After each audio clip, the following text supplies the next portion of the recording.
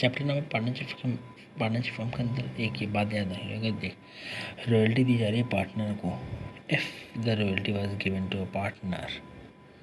तो जब तो रॉयल्टी की रेमोनरेशन पार्टनर मतलब रॉयल्टी नहीं पार्टनर की जब रेमोनरेशन निकालना होगा एज पर सेक्शन 40B के हिसाब से, तो वो जो रॉयल्टी की जो रॉयल्टी तुमने पेड करी ना पार्टनर एक्स को, उसे भी क्या करना पड़ेगा, ऐड करना पड़ेगा। ध्यान रखियो, उसे भी क्या करियो, ऐड करियो।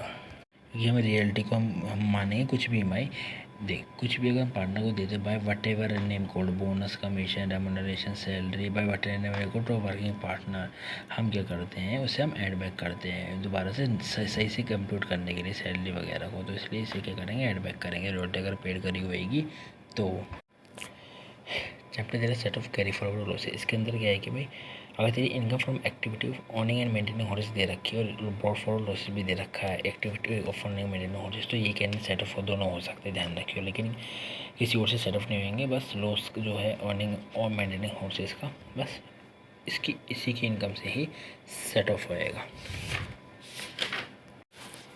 सेक्शन 78 सबसेक्शन 1 कहता है which deals with carry forward and set of losses in the case of change in constitution of the firm is applicable only where there is a retirement or death of a partner। मतलब constitution हो रहा है और retirement और death of a partner है, तभी section 78 subsection 1 carry forward set off losses के बारे में बात करता है। It is not applicable to a case where there is a change in a ratio of share profit and losses amongst the existing partner.